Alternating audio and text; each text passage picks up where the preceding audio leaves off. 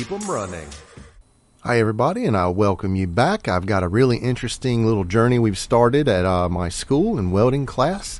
Before you will see a very thinly looking frame that is not square. The welds are not all that great and was meant to hold up a charcoal grill. Well, the grill itself was being taken from an air compressor, so you can see it's not square, it's not level, and my instructor asked if I wanted to help make this better. So voila, we go and we walk through the boneyard, and there's an old lawnmower, and put together this newer, beefier frame out of some scrap metals that he had obtained for making a helicopter trailer.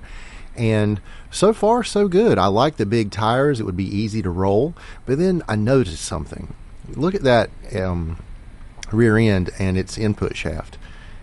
If we can't drive this, then we're not thinking straight. We've got to carry it to the next level. Well, then lo and behold, I get a text message from him days later saying he had a surprise for me. And what he had found was a little wheelie kit card that the school had purchased for advertisement and things like, going to fairs and parades and things like that. So basically what we did was start taking all of these parts off, and had to cut all the other stuff off, but that's why they make grinders. And so we slowly start putting these electronic parts onto the cart. It starts coming together really well, getting everything lined up, and everything was a little tricky in the beginning, but starting to get it to where we can actually stand on the back. I'm sure you can see a little pad back there. I actually got a cover to go between the two motors, covering up the drivetrain, the drive chains, and we've got that little pad on the back for we can, stand on it, kind of like a ride-around lawnmower. So the students had also put this weird pipe in the very front. I'm going to take that pipe off because, number one, it's not going to vent properly, and it was made out of galvanized steel, and you definitely don't want that. But we got our handrails put up there. It took us a little while to figure out exactly how we wanted to do those, but if you notice in this photo, there's a tray's been added to the bottom, and that's where we're going to put the batteries.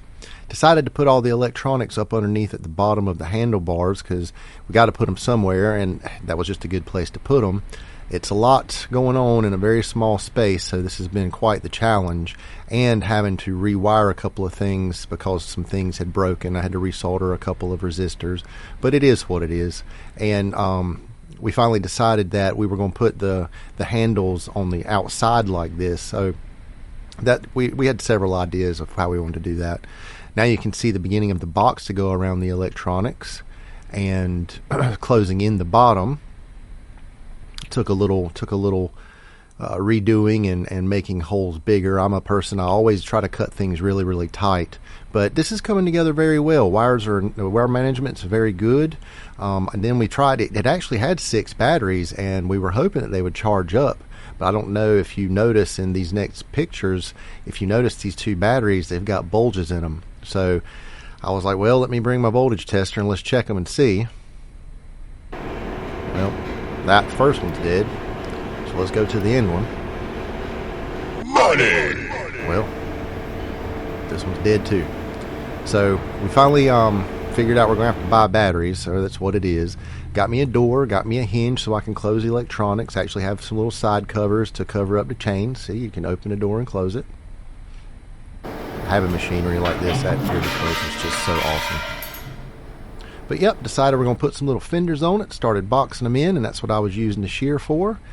And long story short, this little cart is going to be really cool.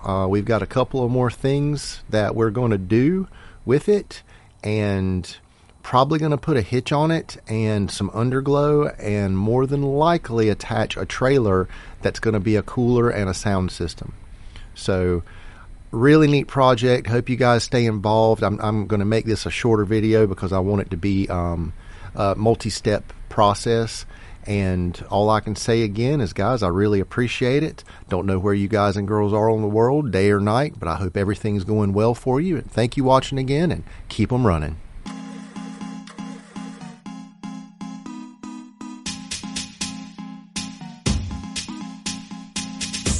Keep them running.